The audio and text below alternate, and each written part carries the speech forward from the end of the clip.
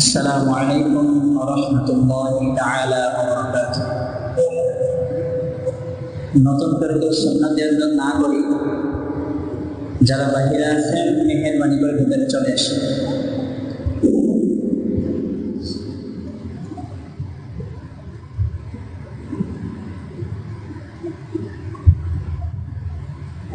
আলহামদুলিল্লাহ ওয়া কাফা ওয়া সালামুন আলা ইবাদিহিল্লাযীনা ইসতাফা। أما بعد فأعوذ بالله من الشيطان الرجيم. بسم الله الرحمن الرحيم.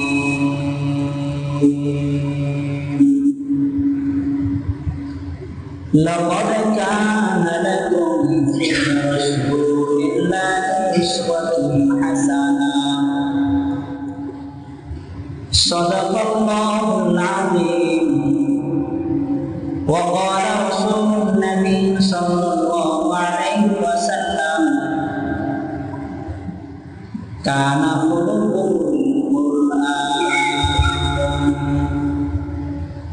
وصدق رسوله النبي الكريم. সবাই মুহাম্মাদের উদ্দেশ্যে বলে আল্লাহুম্মা সাল্লি আলা মুহাম্মাদিন ওয়া আলা আলি মুহাম্মাদ কামা সাল্লাইতা আলা ইব্রাহিম ওয়া আলা আলি ইব্রাহিম ইন্নাকা হামিদুম মাজিদ। একটু জবান নাড়ায় বলি আল্লাহুম্মা বারিক আলা মুহাম্মাদিন ওয়া আলা আলি মুহাম্মাদ কামা বারাকতা আলা ইব্রাহিম ওয়া আলা আলি ইব্রাহিম ইন্নাকা হামিদুম মাজিদ। লা ইলাহা ইল্লাল্লাহ, লা ইলাহা ইল্লাল্লাহ, আসমাউল গয়বুল্লাহ, মানব জানুল গয়বুল্লাহ, লা ইলাহা ইল্লাল্লাহ, লা ইলাহা ইল্লাল্লাহ মুহাম্মাদুর রাসূলুল্লাহ। আলহামদুলিল্লাহ, আল্লাহ পাকের দরবারে শুকর যে আল্লাহ রাব্বুল আলামিন আমাকে আপনাকে সুস্থতার নিয়ামত দান করেন। আল্লাহ রাব্বুল আলামিন দুনিয়ার শ্রেষ্ঠতম জায়গা মসজিদের মধ্যে আল্লাহর গোলামের দাসত্বের লক্ষ্যে আসবার বসবার সুযোগ করে দিলেন। সেই জন্য সেই মহান মালিকের দরবারে শুকরিয়া জ্ঞাপন করছি। আলহামদুলিল্লাহ। অগণিত দরুদ সালাম বিশ্বমানবতার মুক্তি দূত, বিশ্বমানবতার মুক্তি দিশারি সাইয়্যিদুল আম্বিয়া আশরাফুল আম্বিয়া খাতামুল আম্বিয়া, বিশ্ব নবী, শেষ নবী, শ্রেষ্ঠ নবী, আমার আপনার পয়গম্বর সকলেই করছি সাল্লাল্লাহু আলাইহি ওয়াসাল্লাম। আলোচনার শুরুতেই আমি জানতে চাচ্ছি আপনারা কেমন আছেন? আসলে ভালো লাগার মানেটাকে কথা বলেন আল্লাহ। এটা এমন মাসে আমরা অবস্থান করতেছি যে মাসের তুলনামূলক রাসূলের সিরাত নিয়ে, রাসূলের জীবনে নিয়ে একটু বেশি আলোচনা হয়েছে, তাই না? আসলে রাসূলের আলোচনা বেশি বেশি করা দরকার। রাসূলের আলোচনা তো বেশি বেশি করলে আমার আপনার ঈমানটা মজবুত হবে। রাসূলের আদর্শে আমার জীবন রাখার প্রতি উদ্বুদ্ধ হব। এজন্য সিরাতের আলোচনা 12 মাসে থাকা দরকার।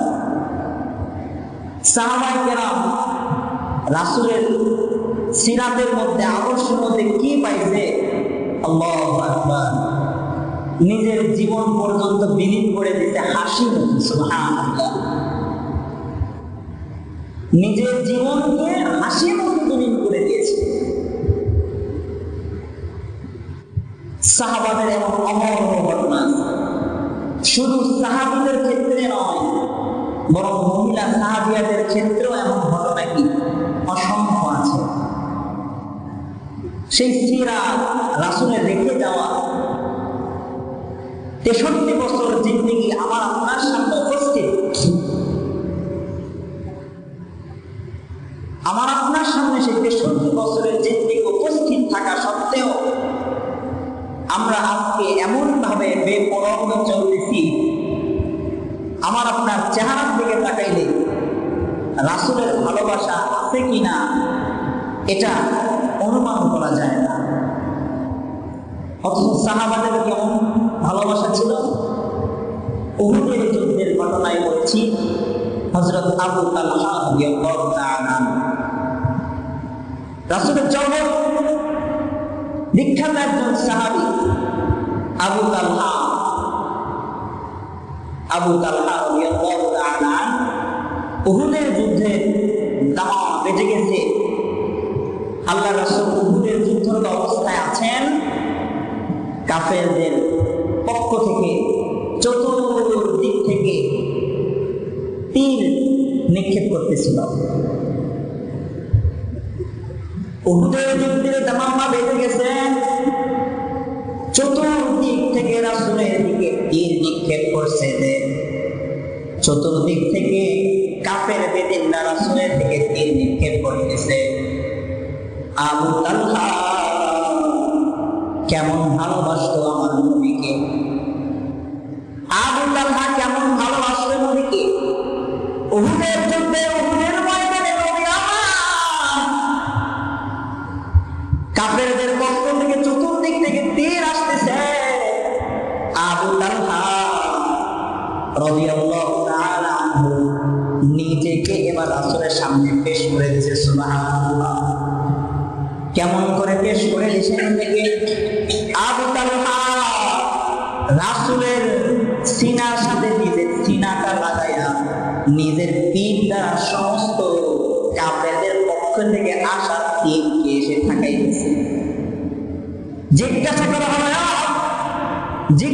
হলো আবু তালহা, তুমি তো রাসূলের সেই তীরটা ঠেকাইতেছো, এটা পারলে তুমি তো রাসূলের দিকে পিঠ দিয়া সামনে তোমার বক্ষ দেশকে তীরটা ঠেকাইতে পারতাম, এটা করলা না কেন?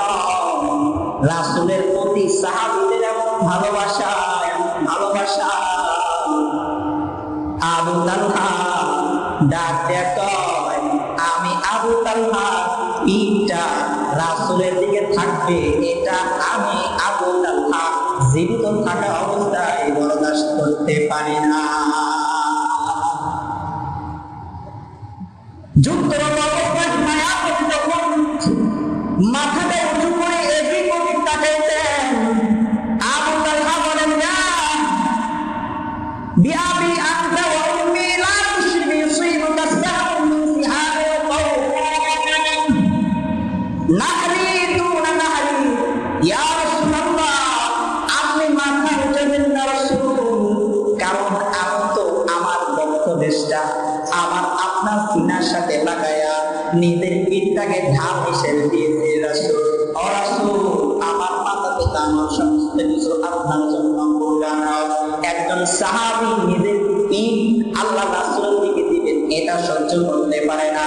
সিরাতের মাস আমার আপনার চেহারার দিকে তাকাইলে 63 বছরের জিন্দেগি শেষ হয়ে গেল, কিন্তু রাসূলের সুন্নাত এখনো পর্যন্ত সুন্নাতি দাড়ি আমার মুখে না। 63 বছর রেখে দেওয়া ইতিহাস আমার আপনার জিন্দেগি 7 বছর 70 বছর 100 বছর সব অতিক্রম করে ফেললাম। রাসূলের সাহাবা রাসূলের দিকে যুদ্ধরত অবস্থায় পিঠকে রাসূলের দিকে দিতে চায় না। প্রিয়তম রাসূলের দিকে দিব কেমন জানি বেয়াদবি হয়ে যায়, আর জিন্দেগি সারা জিন্দেগি বয়ে ফেললাম রাসূলের ভালোবাসায় রাসূলের মায়া কইরা এখনো নবীর সুন্নতের দাড়ি রাখতে পারলাম না কেন? জবাব দেন। আমি তো এরকম মানুষকে আশিকে রাসূল বললে আপনারা খুশি হবেন, কিন্তু আশিকে রাসূল তো বলা যাবে না, জিনাতি রাসূল বলা হবে। মন খারাপ করলে আমার তো যায় আসে না, মন খারাপ করলে যায় আসে না। আমার জিন্দেগির সমস্ত হায়াত শেষ করে ফেললাম, কিন্তু রাসূলের এই একটি সুন্নাতকে আমরা আঁকড়ে ধরতে পারলাম না। কি নিয়ে দাঁড়াবো রাসূলের সামনে, কি নিয়ে দাঁড়াবো রাসূলের সামনে? একটা চুটকি একটা ঘটনা শুনে, এক সাহাবী ঘটনা হাদিসে আসছে, যে ব্যক্তিটা দস্তরখান বিছিয়ে 3 ওয়াক্ত খানা খায়, যখন খানা খায় দস্তরখানে খানা খায়, এই দস্তরখানার আমলটাকে শেষ পর্যন্ত সে জারি রাখতে পারে, কবরে হাসরে ফুলসিরাতে এই ঘাটে যখন ময়দানে মাহশারে তার তখন ফয়সালা হয়ে যাবে, আল্লাহ চাহেন তো এই একটি সুন্নাতকে জিন্দা রাখার উসিলায় আল্লাহ জান্নাত পর্যন্ত নিয়ে আসবে। সুবহানাল্লাহ। আর রাসূলের সেই সুন্নতি দাড়ি যদি আমার আপনার মুখে থাকে, রাসূলের ভালোবাসা রাখতে পারেন, মনে হয় জাহান্নামের ফেরেশতা আসবে না ইনশাআল্লাহ। রাসূল কেমন ভালোবাসা রাখছেন, সাহাবীরা যে কালেমা পড়েছে, আমি আপনি সেই কালেমা পড়েছি, তাহলে আবু বকর যে কালেমা পড়লো, আপনি কালেমা পড়লাম, তার মধ্যে এত ঈমানের পাওয়া, আমার মধ্যে এত রয়েছে কেন? সমাজের মধ্যে এমন কিছু লোক কিন্তু দেখা যায়, মহল্লার মধ্যে 2টো মসজিদ যদি থাকে, নিজের মহল্লা মসজিদে ইমামের প্রতি ভক্তি শ্রদ্ধা নাই, পার্শ্ববর্তী ইমামের সাথে, পার্শ্ববর্তী মুয়াজ্জিনের সাথে, পার্শ্ববর্তী খতিবের সাথে বেশি তার অন্তরঙ্গ। এটা আমরা ভালো দৃষ্টিতে দেখি না, কারণ ঘরের বউ দেখে যেই ব্যক্তিটা অন্যের বউয়ের কাছে খোঁচা মারে, ওর শরীরে দোষ আছে। কথা বলেন ঠিক কিনা? রাসূলের যে 70 বছর জিন্দেগি আমার আপনার সামনে উপস্থিত, এরপরে যদি আমি আপনি রাসূলের সেই রেখে দাও সুন্নাতকে জিন্দা না করতে পারলে মুসলমান, আপনাকে আশেপাশে রাসূল আমি বলবো কেন? আপনাকে বলা দরকার ছিল যে রাসূল। কথা বলেন ঠিক কিনা? এজন্য সিরাতের মাস চলতেছে, রাসূলের জিন্দেগি, রাসূলের আদর্শ আমার আপনার জিন্দেগিতে রঙে রঙে প্রয়োগ করা দরকার। রাসূলের সিরাত কেমন ছিল, আল্লাহ হাবিবের কয়েকটি সিরাতের কথা আলোচনা করে আজকের আলোচনাতে জানবো ইনশাআল্লাহ। আল্লাহর পয়গম্বর সাল্লাল্লাহু আলাইহি ওয়াসাল্লাম এই সিরাতের মধ্যে, অনেকগুলো সিরাতের মধ্যে মাত্র 4টি সিরাতকে আপনাদের সামনে আজকে উপস্থাপন করব। 1 নাম্বার, দুনিয়ার মধ্যে যেই মানুষটা যতগুলো আদর্শ প্রয়োজন একজন মানুষের জন্য, দুনিয়ার মধ্যে যতগুলো আদর্শের প্রয়োজন সবগুলো আদর্শ আছে বিশ্বনবী মুহাম্মদ রাসূলুল্লাহ সাল্লাল্লাহু আলাইহি ওয়াসাল্লামের ভেতর। আল্লাহ পাক রব্বুল আলামিন জানায় দেন, লাকাদ কানা লাকুম ফি রাসূলিল্লাহি উসওয়াতুন হাসানাহ। আয়াতের মধ্যে আল্লাহ জানায় দেন, লাকাদ কানা লাকুম, তোমাদের জন্য রয়েছে, ফি রাসূলিল্লাহি, আমার রাসূলের মধ্যে, উসওয়াতুন হাসানাহ, উত্তম আদর্শ। কি আদর্শ? আওয়াজ করে বলেন, কথা বলেন।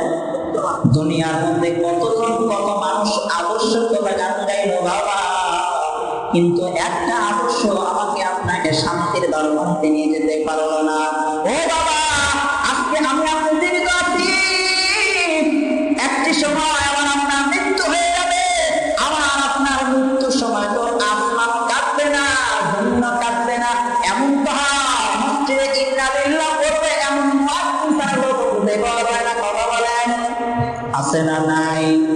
আজকে দুনিয়ার মধ্যে যত আদর্শ কথা শোনা যায়, যত আদর্শ স্লোগান হয়, একটা আদর্শ আমাকে আপনাকে শান্তি দিতে পারবে না যতক্ষণ পর্যন্ত বিশ্বনবী মুহাম্মদ রাসূলুল্লাহ সাল্লাল্লাহু আলাইহি ওয়াসাল্লামের আদর্শ বাস্তবায়ন না করব।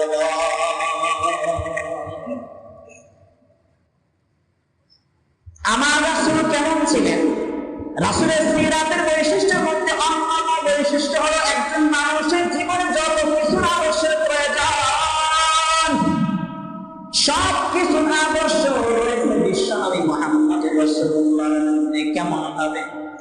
আমরা একজন মানুষের আলোচনা করে থাকি, তাকে কোন একটা সাইডে আলোচনা করি, এই লোকটা তার কর্মজীবনে, তার সামাজিক জীবনে এই অবদান রেখেছে, সেই ব্যক্তি হিসেবে এমন ছিল, তার প্রকাশ্য জীবনগুলো আমাদের সামনে আসে, কিন্তু তার গোপনীয় জিন্দেগি, তার গোপনীয় জীবন আমার আপনার সামনে আসে না। আসে বলেন? কিন্তু বিষয় মুহাম্মদুর রাসূলুল্লাহ কেমন জিন্দেগি আমার সামনে, আপনার সামনে। রাসূলের বাহ্যিক আদর্শ এবং গোপনীয় আদর্শ আমার আপনার সামনে মওজুদ। এজন্য কোন ব্যক্তি যদি, একজন ব্যক্তি নিজেকে সুন্দর বাবা হিসেবে, সর্বোত্তম বাবা হিসেবে প্রতিষ্ঠিত করতে চায়, ওই ব্যক্তিটা আমার নবী বাবা হিসেবে কেমন ছিল ওই ব্যক্তিটাকে ফলো করতে হবে। আরে দুনিয়ার মধ্যে তো দেখা যায় নিজের সন্তান, যেই সন্তানের জন্য নিজের সমস্ত কিছু প্রয়োগ করলেন, এই সন্তান একটি সময় কিন্তু স্বার্থের টানে বাবাকে পর্যন্ত লাঠিতে পিটাইতে ঘন্টা বোধ করে না, আছে না নাই? কথা বলেন। আর আল্লাহ রাসূল সাল্লাল্লাহু আলাইহি ওয়াসাল্লাম পালক পুত্র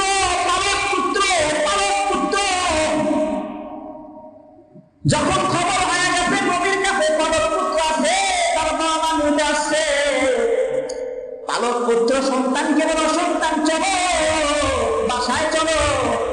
কি মজা পাইছে নবীর কাছে রে, কি মজা পাইছে নবীর কাছে। সন্তান বলে, বাবা না তোমরা আসছে ভালো, যাও যাও, আমি আমার নবীকে বাদ দিয়া তোমার বাপ, তুমি বাবা আমার সামনে আমি আর চাইতাম না। পালক পুত্রের ক্ষেত্রে এমন দৃষ্টান্ত উপস্থাপন করেছে বিশ্বনবী মুহাম্মদ। কথা বলেন না, কথা বলেন না। পালক পুত্রের সামনে এমন দৃষ্টান্ত উপস্থাপন করছে বিশ্বনবী মুহাম্মদ রাসূলুল্লাহ। আমার আপনার নেতা বা আমার আপনার নাতক সমাজের মধ্যে যে ব্যক্তিরা চিহ্নিত, এর আলোচনা কোন এক সাইডে পাওয়া যায়, তার সমস্ত জিন্দেগির আলোচনা পাওয়া যায় না। কথা বলতেছিলাম সেই জন্য, যে ব্যক্তিটা একজন নিজেকে বাবা হিসেবে, সর্বোত্তম বাবা হিসেবে স্থাপন করতে চায়, ওই ব্যক্তিটাকে হতে হবে বিশ্বনবীর অবলম্বন করা দরকার। নানা হিসেবে যদি এবার নিজেকে সর্বোত্তম দেখাইতে চায়, নানা হিসেবে কেমন ছিল আমার নামাজের মুসল্লার চেষ্টারত অবস্থায় আছেন, মায়ার নবীর চেষ্টা অবস্থায় আছেন, এমন অবস্থায় হাসান হোসেন আল্লাহ রাসূলের কাঁধের উপর চলে আসছে। সুবহানাল্লাহ। আল্লাহ রাসূল সিজদারত অবস্থায় আছেন, ভালো করে বুঝবেন, নবী কিন্তু সিজদা থেকে উঠে না ততক্ষণ পর্যন্ত, যতক্ষণ পর্যন্ত হাসান আর হোসেন তার তৃপ্তি সহকারে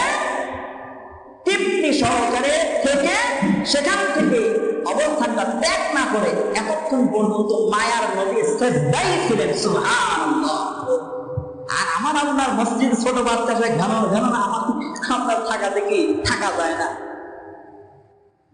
বাচ্চাদের মসজিদে নিয়ে আসবেন, তো পন্থা হচ্ছে আপনার সাইডে একজন, ওর সাইডে আর একজন, পার্শ্ববর্তী দিয়ে তাদের কি মসজিদমুখী করাবেন। এখন মসজিদমুখী করবেন না, বুড়ো হয়ে গেলে মসজিদে বারান্দাও দেন না, কথা বলেন ঠিক কিনা? রাসূলে এখন কেউ যদি নিজেকে নানা হিসেবে সর্বোত্তম দেখাইতে চায়, নানা রাসূল নানা হিসেবে কেমন ছিল, রাসূলের জিন্দেগি অবলম্বন করা দরকার। এইভাবে প্রত্যেকটা পদে পদে যেই ব্যক্তিটা একজন নিজেকে স্বামী হিসেবে, আদর্শবান স্বামী হিসেবে প্রতিষ্ঠিত করতে চায়, আল্লাহ রাসূলের এতগুলো বিবি ছিল, আজকে আমার আপনার একজন বিবি থাকার পরেও আমার আপনার মধ্যে বলিমনা হয় না, কথা বলেন ঠিক কিনা? একটাই অভাব। রাসূল স্বামী হিসেবে কেমন ছিল, এতগুলো স্ত্রীর মাঝে আল্লাহ রাসূল স্বামী হিসেবে কেমন ছিল, এই দিকগুলা আবার আপনার জানা নাই, কথা বলেন ঠিক কিনা?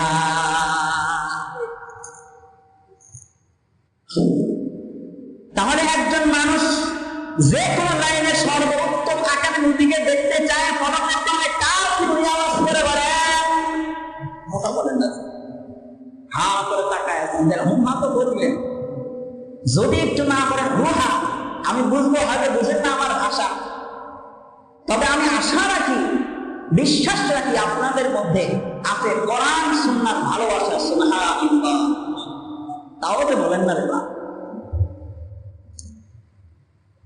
তাহলে নিজেকে যেই ব্যক্তিটা যে কোনো লাইনে সর্বোত্তম দেখতে গেলে এক নম্বর মুহাম্মদ রাসূলুল্লাহ সাল্লাল্লাহু আলাইহি ওয়াসাল্লামকে খ্রিস্টানদের একজন লেখক মাইকেল এইচ হার্ট, শিক্ষিত ভাইয়েরা অনেকে আছেন বুঝবেন, খ্রিস্টানদের মধ্যে একজন লেখক ছিল মাইকেল এইচ হার্ট। সে মনে মনে চিন্তা করলো, আমার জিন্দেগিতে তো আমি অনেক কিছু করলাম, কিন্তু এমন কিছু রেখে যাওয়া দরকার, আমি মরে গেলে তাদের মুখে যেন আমি মাইকেল এইচ হার্টের কথা জিন্দেগি ভর স্মরণ হয়। এরকম চিন্তা ভাবনা করলো, এমন কিছু জাতিকে দিয়ে যাব যে আমি মারা গেল যেন আমার সেই রেখে যাওয়া সেই জিনিসটার কারণে সারা জীবন তাদের অন্তরে আমি জীবিত থাকি। এখন কি করবে? লেখকটা হচ্ছে খ্রিস্টানের, কারদের লেখা বলেন? খ্রিস্টানদের লেখক। তো থিওরি এরকম চিন্তা ভাবনা করতে করতে করতে ওর মাথার মধ্যে একটা চিন্তা আসলো, সারা দুনিয়ার মধ্যে যতগুলো গুণী লোক আছে, যতগুলো জ্ঞানী লোক আছে, যতগুলো ধর্মের গুরু আছে, প্রত্যেকটা ধর্মের গুরুর জীবনীটা কি করবে? এক জায়গায় করবে। চিন্তা অনুযায়ী কাজ আবহাওয়া, সারা পৃথিবীর মধ্যে যতগুলো ধর্মগুরু ছিল সমস্ত ধর্মগুরু জীবনীটা এক করলো। এখন একটা গাইড আকারে হয়ে গেল, কয়েক খণ্ড হয়ে গেল। লেখক চিন্তা করলো, এত বড় গাইড পর্যন্ত বলবে না, আগ্রহ হারায় ফেলবে, ছোট করা দরকার। 1000 জন মনীষীর জীবনী সেই ব্যক্তিটা উপস্থাপন করলো। ওই 1000 মনীষীদের মধ্যেও আমার আপনার পয়গম্বর মুহাম্মদ রাসূলুল্লাহর নামটাও আছে। বইটাতে হয়তো বড় হয়ে গেল, ছোট করা দরকার, মানুষ তো আগ্রহ হারায় ফেলবে। কমাইতে কমাইতে এবার নিয়ে আসলো 100 মনীষীর জীবন। বইয়ের নাম দিল দি 100। কথা বলে দি 100। ওই 100 জন মনীষীর মধ্যেও আমার আপনার নাম, পয়গম্বরের নাম। এবার বই লেখা শেষ, ডিজাইন শেষ, প্রচ্ছদ শেষ, এবার সূচিপত্র নিয়ে বিপাকে পড়ল, কি করা যায়? কারণ আমি তো বড় একজন লেখক, আমি যেই ব্যক্তির নামটা 1 নম্বরে দেব, সমস্ত মানুষ তো ওই ব্যক্তিটাকেই ফলো করবে। কথা বলেন, ওয়াজ মাহফিল বলেন আর বিভিন্ন প্ল্যান প্রোগ্রাম বলেন না কেন, প্রধান অতিথিতে প্রধান বক্তাদের ওই ব্যক্তির ওয়াজটাই বেশি মানুষ শুনে। কথা বলে, বিপাকে পড়ে গেলে কোনটা করবে? সূচিপত্র নিয়ে বিপদের মধ্যে পড়ে গেল, কোনটা করা যায়? এখন সর্বশেষ চিন্তা করতে করতে সে 100 জন মনীষীর জীবনের দিকে তাকাইতে এক একজনের বিভিন্ন এক সাইডে ভালো দিক পায়। হয়তো সমাজের মধ্যে সমাজ কল্যাণ কাজের ভিত্তিতে ওই ব্যক্তিটা কি আগমন, অন্য কাউকে বলো অন্য দিকে, অন্য সাইটে সর্বদিক দিয়ে সর্ব সাইটে একজনকেও পূর্ণাঙ্গ পাইল না। এখন তলিয়ে দেখা হলো বিশ্বনবী মুহাম্মদ রাসূলুল্লাহ সাল্লাল্লাহু আলাইহি ওয়াসাল্লাম। ব্যক্তি জীবনে তাকে বিশ্বনবী মুহাম্মদ রাসূলুল্লাহ 100 এর মধ্যে 100, পারিবারিক জীবনে বিশ্বনবী মুহাম্মদ রাসূলুল্লাহ 100 এর মধ্যে 100, রাষ্ট্রীয় জীবনে বিশ্বনবী মুহাম্মদ রাসূলুল্লাহ 100 এর মধ্যে 100। কোন চিন্তা ভাবনা ছাড়াই এবার আমার আপনার পয়গম্বরের নামটা দিল 1 নম্বরে। এবার বইটা সাপ্লাই শুরু হয়ে গেল, প্রত্যেকের হাতে বইটা পড়ে গেল। লেখকটা কিন্তু ছিল একজন খ্রিস্টান, কিন্তু মুসলমান নবীকে দিয়েছে 1 নাম্বার। বইটা যখন সবার হাতে হাতে চলে গেল, কপিটা প্রত্যেক ব্যক্তির হাতে হাতে যখন চলে গেল, বইয়ের পৃষ্ঠা যখন উল্টায়, তখন দেখা যায় 1 নম্বরে মুহাম্মদুর রাসূলুল্লাহ। খ্রিস্টান লোকেরা চিন্তা করে, হায় হায়, আমাদের লেখকটা তো এমন তো গর্জব না, আমাদের লেখকের তো সারা দুনিয়াব্যাপী নাম আছে, আমাদের লেখকের তো সারা দুনিয়াব্যাপী নাম আছে। এটা এমন তেমন লেখক নয়, দুনিয়ার মধ্যে জরিপ করতে দেখা গেলে এই 1 নম্বরের বাকি 1 থেকে 10-এর মধ্যে থাকলো ও একজন আছে। ও তো কথা নয়, ও ওর বইয়ে 1 নম্বরে যেই ব্যক্তিটা দিয়েছে তার নাম মুহাম্মদ, হয়তো নিশ্চয়ই আল্লাহ তাআলার ও সবচেয়ে বড় সম্পদ। হে রাসূল, তোমাকে ভালোবাসি অন্তরে শুধু, মুখে নয়, জান্নাতের আশায় নয়। হে রাসূল, জাহান্নামকেও ডরি না। মায়া কণ্ঠে বলেন না একটু, হে রাসূল, তোমায় ভালোবাসি অন্তরে শুধু, মুখে নয়, জান্নাতের আশায় নয়। হে রাসূল, জাহান্নামকেও ডরি না। খ্রিস্টান মানুষেরা চিন্তা করলো, আমাদের লেখক তো অনেক বড় ব্যক্তিত্ব সম্পন্ন, যেহেতু মুহাম্মাদের নামে 1 নাম্বার দিয়েছে, তাহলে হয়তো মুহাম্মদ সত্য একজন মানুষ, আর মুহাম্মদ যেই ধর্মের অনুসারী, ওই মুহাম্মাদের ধর্মটা সত্য। ইন্না দীনা ইনদাল্লাহিল ইসলাম, মুহাম্মদ যেই ধর্মের থাকবে ওই ধর্মটা সত্য। সুতরাং আর দেখার কোনো সুযোগ নাই, দেখার কোনো সুযোগ নাই, দেরি করার কোনো দরকার নাই। দলে দলে সেই খ্রিস্টান পাদ্রীরা, খ্রিস্টান লোকেরা, বিহুধর্মীর বাচ্চারা দলে দলে কালিমার সুচিতল ছায়ে আসতে লাগলো। রাসূলের সেই জীবনীটা হিন্দুরা, বিধর্মীরা অ্যানালাইসিস করবে, তাদের জীবনে ফিট করে তারা সারা জীবন একজন মানুষের হৃদয়ে বেঁচে আছে। আমার আপনার নবী হওয়া সত্ত্বেও নিজের সিরাত সুরাতের দিকে তাকাইলে সেই নবীর আদর্শে কতটুকু বাস্তবায়ন করেছে, বিবেকের কাছে আজকের জুমা থেকে আপনাদের কাছে প্রশ্ন রেখে গেলাম। এটা প্রশ্ন রেখে গেলাম বিনয়ের সঙ্গে। রাসূলের জিন্দেগিটা এমন ছিল, রাসূলের জিন্দেগি শুরু কি নবুয়ত প্রাপ্তির পরে এমন ছিল না? কেমন ছিল? আল্লাহ রাব্বুল আলামিন জানায় দেন 11 নম্বর পারা সূরা, 11 নম্বর পারা 9 নম্বর পৃষ্ঠা, সূরা ইউনূস। ফাকাদ লাবিথু ফীকুম উমামান মিন ক্বাবলিহি আফালা তা'কিলুন। নবী হওয়ার পর যখন অনেকে সমালোচনা করল, তখন আল্লাহ আয়াত নাযিল করে দিলেন, ও পয়গম্বর, আপনার জীবন নিয়ে যারা কথা বলে তাদেরকে আপনি জানায় দেন, আমি তো নবী হওয়ার পূর্বে এমন ছিলাম। নবী হওয়ার পূর্বে আমার জিন্দেগি দীর্ঘদিন তোমাদের সামনে উপস্থিত ছিল। নবীর জিন্দেগি কেমন ছিল? ওই জাহেলিয়াতের যুগের সময়, ওই জাহেলিয়াতের যুগের সময় একজন ভাই আরেকজন ভাইকে বিশ্বস্ত মনে করতো না, কিন্তু আমার আপনার পয়গম্বরকে কেমন বিশ্বস্ত মনে করে। শুধু মুসলমান নয়, আস্তিক নাস্তিক বেদিন সবাই আমার নবীকে আল আমিন ঘোষিত করে দিয়েছে। এমন নবী ছিল আমার।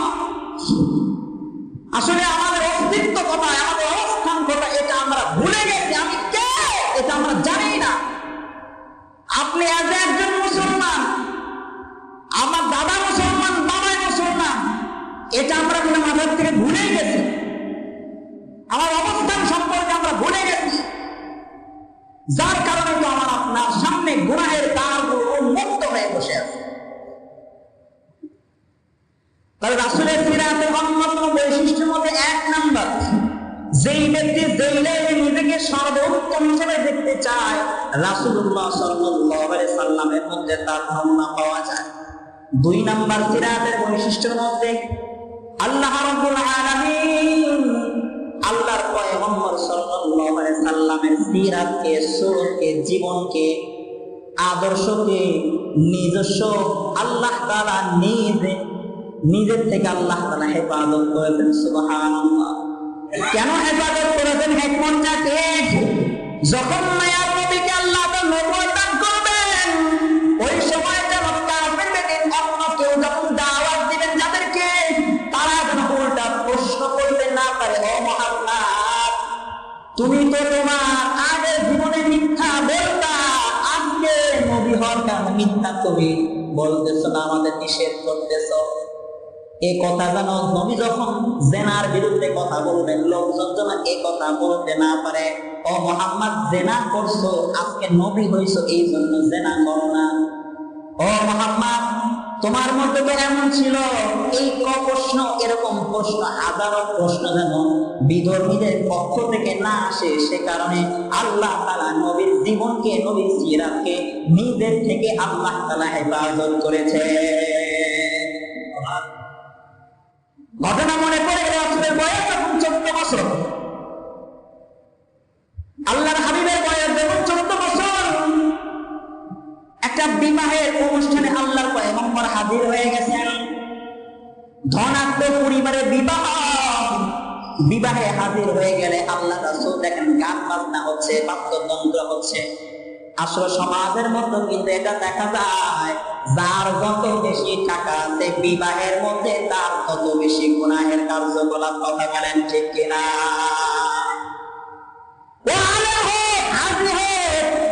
টাকা বেশি পুরা গুনাহ তো আছে না নাই? সেই তুলনায় গরিবের বিবাহের মধ্যে, গরিবের অনুষ্ঠানের মধ্যে কিন্তু গুনাহ কম হয়। আওয়াজ করে বলেন ঠিক কিনা? সমালোচনা করার উদ্দেশ্য নয় বাবা, আমি আপনাদের বোঝানোর জন্য বলতেছি। এখানে কিন্তু আসামির কাজ করে দাঁড়াইয়া আপনাদের আসামির থেকে মুক্তি দিয়া একই কাতারে যেন জান্নাতে যেতে পারি, এই জন্য কথাগুলো বলতেছি। আল্লাহ রাসূলের বয়স যখন 14 বছর, মায়ার নবী বিবাহের অনুষ্ঠানে হাজির। বড় বিবাহের অনুষ্ঠান, গান বাজনা হচ্ছে, গান বাজনা শুরু, আল্লাহ নবীর ঘুম পাওয়া শুরু। সুবহানাল্লাহ। সারা রাত্রি গান বাজনা হয়েছে, নাচ গান হয়েছে। সকালবেলা যখন মুহাম্মদ জাগ্রত হয়ে গেছে, তখন মুহাম্মদকে জিজ্ঞাসা করে, ও মুহাম্মদ, রাত্রে কি হয়েছে জানো নি? আমি কিছুই জানি না। রাত্রে এগুলো কর্মকাণ্ড হয়েছে। আল্লাহ তাআলা নিজ কুদরতে বিশ্বনবীকে হেফাজত করেছে। এবার আসলে বয়স যখন 25 বছর, খানায়ে কাবা বাইতুল্লাহ নির্মাণের কাজ যখন চলে আসলো, আল্লাহ পয়গম্বর সাল্লাল্লাহু আলাইহি ওয়াসাল্লাম সেই কাজে অংশগ্রহণ করলেন। মক্কার বড় বড় সরদাররা ওই কাজে অংশগ্রহণ করলো, কিন্তু পন্থাটা ছিল ভিন্ন। সমস্ত নেতারা উলঙ্গ হয়ে সেই পাথর বাইতুল্লাহ নির্মাণের জন্য দূর থেকে পাথর বহনের কাজ করতেছিল, উলঙ্গ হয়ে। এদিকে মুহাম্মদকে বলল, মুহাম্মদ তুমি এটা করো। উলঙ্গ হওয়ার হিকমত তাদের কি ছিল? এই জামা গায়ে দিয়ে, এই কাপড় গায়ে যে বিভিন্ন রকমের গুনাহ তো করেছি, যদি এই কাপড় দিয়ে আবার বাইতুল্লাহ নতুন কত পবিত্র জায়গার পাথর বহন করে, এটা মানা যায় না। এটা একদিক দিয়ে পরহেজগারি, আর একদিক দিয়ে হারামের মধ্যে লিপ্ত হওয়া। মানুষের সতর হাঁটু থেকে নিয়ে, নাভির থেকে নিয়ে হাঁটু পর্যন্ত একজন পুরুষের কি সতর, এই আপনাদের মধ্যে আছে না? এই যে কি মারে, এটা ধনী নেংটি যেটাই বলেন না, যায় খরচ করবেন গুনাহ। সতর করার মতো মারাত্মক কবিরা গুনাহ, হুঁশিয়ার থাকবেন। এই জন্য ট্রাউজার, পায়জামা এগুলো কি করবেন? ব্যবহার করবেন। তো আল্লাহর পয়গম্বর সাল্লাল্লাহু আলাইহি সাল্লাম যখন কাপড় খুলতে লাগলেন, খোলা অবস্থায় অজ্ঞান হয়ে। এখন বলেন তো, কোনো ব্যক্তি যদি অজ্ঞান হয়ে যায় আর কি কোন কাজ থাকে? এখন মানুষকে বাঁচানোর দেখেন, এভাবে আল্লাহ তাআলা রাসূলকে বিভিন্ন ফাহিশার কাজ থেকে হেফাজত করেছেন, যাতে করে কোন বিধর্মী বাচ্চারা এ কথা আঙ্গুল উঠিয়ে কথা বলতে না পারে যে নবী, তুমি তো নবী হওয়ার আগে অপরাধী ছিলা। এভাবে আল্লাহ তাআলা রাসূলের সিরাতের মধ্যে অন্যতম একটা সিরাত হলো রাসূলের জীবনকে আল্লাহ তাআলা নিজ কুদরতি জিম্মায় হেফাজত করেছেন। সুবহানাল্লাহ। সিরাতের 3 নম্বর বৈশিষ্ট্য, আল্লাহ পয়গম্বর সাল্লাল্লাহু আলাইহি সাল্লাম মানবিকতার প্রশ্ন যখন সামনে আসতো, মানবিকতার কারণে, মানবিক কারণে, পারিপার্শ্বিক কারণে যখন কোনো ভুল করে বসতো, আল্লাহ তাআলা সঙ্গে সঙ্গে তাকে সজাগ করে দিতেন। সুবহানাল্লাহ। আল্লাহ রাব্বুল আলামিন পয়গম্বর আলাইহিস সালামকে জানায় দিতেন, আব্দুল্লাহ ইবনে উবাই ইবনে সুলুল মুনাফিকদের মধ্যে একজন বড় লিডার ছিল, কাফেরদের লিডার ছিল, মুনাফিকদের লিডার ছিল। ওই আব্দুল্লাহ ইবনে উবাই ইবনে সুলুল আল্লাহ রাসূলের পেছনে নামাজ পড়তো, আল্লাহ রাসূলের পেছনে জুব্বা গায়ে টুপি পরে পাগড়ি মাথায় করে নামাজ পড়তো, তারপরে তলে তলে ইসলামের 12টা বাজাইতো। ওই জামানায় তো মুনাফিকদের চিহ্নিত করা আমার সহজ ছিল, কিন্তু এই জামানায় তো মুনাফিকদের চিহ্নিত করা যায় না। কি একটা ব্যাখ্যা। আল্লাহ পয়গম্বর সাল্লাল্লাহু আলাইহি সাল্লাম পিছে নামাজ পড়েছে, আর আমি আপনার আমার মতন ইমামের পেছনে, ওনার মতন ইমামের পেছনে মানুষ নামাজ পড়ে মুনাফিকি করবে না, এটা কি ভাবা যায়?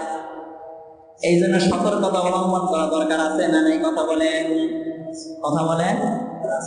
আল্লাহ পয়গম্বর পিছনে নামাজ পড়ছে, আব্দুল্লাহ ইবনে উবাই ইবনে সুলুল, উবাই ইবনে সুলুল যখন মৃত্যুবরণ করলো, তার একজন ছেলে ছিল আব্দুল্লাহ, সে ছিল মুসলমান। আল্লাহ পয়গম্বরের কাছে গিয়ে বলল, মুহাম্মদ, ও নবী আমার পিতা ইন্তেকাল করেছে, আমার পিতার জানাজার নামাজটা পড়া। নবী আমার যখন জানাজার সামনে হাজির হয়ে গেল, আল্লাহ আয়াত নাযিল করে দিলেন সূরা তাওবা। সূরা তাওবা 10 নম্বর পারা 19 নম্বর পৃষ্ঠা সূরা তাওবা। আল্লাহ জানায় দেন, ওয়ালা তুসাল্লি আলা আহাদিন মিনহুম মাতা আবাদান ওয়ালা তাকুম আলা কবরি।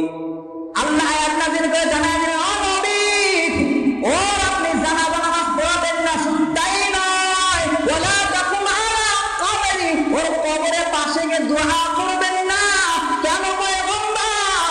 ইন্নাহুম কাফারু বিল্লাহি ওয়া রাসূলিহি, ওই ব্যক্তিটা আমি আল্লাহ এবং আপনার রাসূল, আপনি রাসূলের আদর্শ বেশি অস্বীকার করেছে।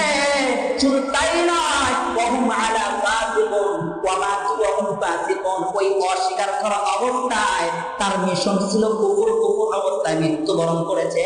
এই দুটি কারণে আপনি তার জানাজা নামাজ পড়াবেন না।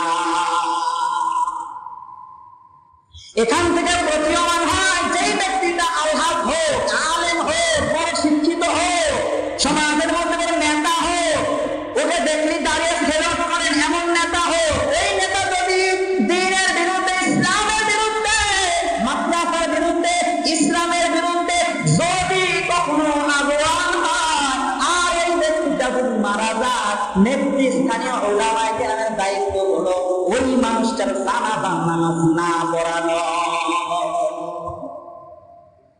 কথা বুঝেন না? প্রকাশ্যে সে দ্বীনের বিরুদ্ধে কথা বলে, প্রকাশ্যে ইসলামের বিরুদ্ধে কথা বলে, প্রকাশ্যে দ্বীনের যত আহকাম বিধিবিধান আছে এগুলো তিনি অবস্থান নেয়, ওই ব্যক্তি মারা গেলে স্থানীয় উলামায়ে কেরাম ওই ব্যক্তির জানাজা নামাজ পড়াবে না, পড়াবে না, পড়াবে না। একটু মন চেক করার জন্য আপনাদের বলি তো, সে মনে করুন 1 মিনিটের জন্য আপনাদের এই মুসল্লিদের মধ্যে এমন মুসল্লি আছে, মনে করুন, বাস্তবিক অর্থে নয়, মনে করুন আছে, আমি ইমাম নাটোর থেকে আসছি, এখন আমি আপনার মধ্যে সেই কারণগুলো থাকার কারণে যদি আমি জানাজার নামাজ না পড়াই, আগামী জুমায় কি আমার খেতাবত থাকবে? কথা কয় না বলে, খেতাবত থাকবে? এটা আপনাদের দিলে গেলে 1 মিনিটের জন্য, 1 মিনিট শেষ, এই প্রশ্ন কি শেষ? তাহলে দেখেন, প্রত্যেকটি পদে পদে রাসূলের জীবনে আমাদের জন্য আদর্শ রয়েছে, আবার শিক্ষাও রয়েছে। এবার আসুন আল্লাহ রাসূল সাল্লাল্লাহু আলাইহি সাল্লামের 3 নম্বর সিরাতের বৈশিষ্ট্য বললাম। যদি উনি কোনো কারণে মানবিকতার প্রশ্নের কারণে পারিপার্শ্বিক কারণে ভুল হয়ে গেলে আল্লাহ শুধরায় দিতেন। 4 নম্বর, আল্লাহ রাসূলের চরিত্র আল্লাহ তাআলার চরিত্রে ছায়া করতে। সুবহানাল্লাহ। হাদিসের মধ্যে পড়েছি তাখাল্লাকু বিআখলাকিল্লাহ, তোমরা আল্লাহর চরিত্রে চরিত্রবান হও। বলেন, কথা বলেন, তোমরা আল্লাহর চরিত্রে চরিত্রবান হও। প্রশ্ন হলো আল্লাহর চরিত্র কেমন? আল্লাহ তাআলা সূরা আর-রহমানের মধ্যে জানায় দেন, কুল্লা ইয়াউমিন হুয়া ফি শা'n ফাবিআইয়ি আলা'i রাব্বিকুমা তুকাদ্দিবান।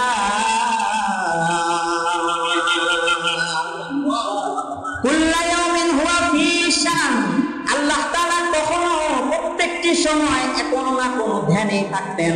হয়তো আল্লাহ রহমতের ধ্যানে থাকতেন, হয়তো আমার আল্লাহ লাগাম ধ্যানে থাকতেন, হয়তো আমার আল্লাহ জালালিয়াতের শানে থাকতেন রে বাবা, হয়তো আমার আল্লাহ জামালের শানে থাকতেন রে বাবা। কোনো না কোনো শানে আল্লাহ থাকতেন।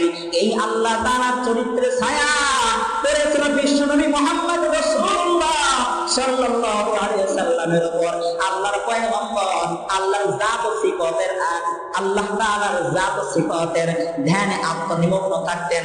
কখনো মায়ার নবী রহমতের শানে থাকতেন। ওই সময় মুখ দিয়ে উচ্চারণ করতেন, মা মিন আবদিন ক্বালা লা ইলাহা ইল্লাল্লাহ সুম্মা যালিকা আলা সুম্মা মাতা আলা যালিকা লাফাদাখালাল জান্নাহ। ক্বালা ওয়া ইন ক্বালা আবু যার ওয়া ইন জানা ওয়া ইন সারাকা ক্বালা ওয়া ইন জানা ওয়া ইন সারাকা। যখন মায়ার নবী রহমতের শানে থাকতেন এমন কথা বলতেন, যেই ব্যক্তি একবার লা ইলাহা ইল্লাল্লাহ বলতে সে জান্নাতি। সুবহানাল্লাহ। সেই ব্যক্তি জান্নাতি, সেই ব্যক্তি জান্নাতি। সেই ব্যক্তি যদিও চুরি করুক, সেই ব্যক্তি যদিও জেনা করুক, এই কথার অর্থ এই নয় জেনা চুরির শাস্তি হবে না, এমনটা নয়, বরং জেনা চুরির শাস্তি হবে। ওই যে বললাম রাসূল রহমতের শানে ছিলেন, রহমতের শানে ছিলেন, আবার মায়ার নবী কখনো কখনো রাগান্বিত অবস্থায় থাকতেন। ওই সময় বলেন, মুখ দিয়ে উচ্চারণ করেন যে লা ইয়াদখুলুল জান্নাহ মান কানা ফি কবলি, যেই ব্যক্তির অন্তরের মধ্যে বিন্দু পরিমাণ অহংকার থাকবে সেই ব্যক্তিটা জান্নাতের মেহমান হবে না। যদিও অহংকারের গুনাহ মোচন হওয়ার পর আল্লাহ তাআলা জান্নাতে চলে যাবে, কিন্তু বিষয়টা হলো এই যে রাগের সময় ছিল, এই যে আল্লাহ তাআলা সেই শান, আল্লাহ তাআলা সেই শানের রবটা করছিল রাসূলের উপর। রাসূলও কোনো না কোনো সময় শানে থাকতেন। এই শানটা আল্লাহ রাসূলের সিরাতের মধ্যে 4 নম্বর বৈশিষ্ট্য। মায়ার নবী এরকম ভাবে প্রত্যেকটি শানে শানে থাকতেন। এই শানে শানে থেকে থেকে আল্লাহর পয়গম্বর নিজেকে এমন প্রস্তুত গোলাপ বানাই করতে আল্লাহ তাআলা ঘোষণাই করে দিতে, নবী আমার ওয়া মা আরসালনাকা ইল্লা রাহমাতাল লিল আলামিন। সেই নবীর জিন্দেগি আমার আপনার সামনে উপস্থিত। সেই নিজের জীবনে নিজের স্ত্রী সন্তান এদেরকে সেই রাসূলের জীবনীটা ফিট করা দরকার আছে না নাই? কথা বলেন তো। সন্তান কথা শুনে না, ঘরে শান্তি নাই। রাসূলের 10 জন জান্নাত প্রাপ্ত, জান্নাতের টিকিট প্রাপ্ত সাহাবী, রাসূলের জীবনী, এই বিষয়গুলো উপরে যে বইগুলো আছে সিরাতের বইগুলো ফিরে আসবে ইনশাআল্লাহ। এটা তো করিই না আমরা, এটা তো আমরা করিই না। যা হোক, যতটুকু কথা বললাম সমস্ত ভালো আল্লাহর পক্ষ থেকে, আর খারাপগুলো আমার পক্ষ থেকে। আল্লাহ রাব্বুল আলামিন আমার খারাপগুলো বাদ দিয়ে আল্লাহর ভালোগুলো গ্রহণ করার তৌফিক দান করুন, এই প্রত্যাশা রেখে নিজের জন্য দোয়া চেয়ে এবং আপনাদের জন্য দোয়া রেখে আজকের আলোচনা এখানে টানছি। ওয়া মা তাওফীক ইল্লা বিল্লাহ। আসসালামু আলাইকুম ওয়া রাহমাতুল্লাহি ওয়া বারাকাতুহু।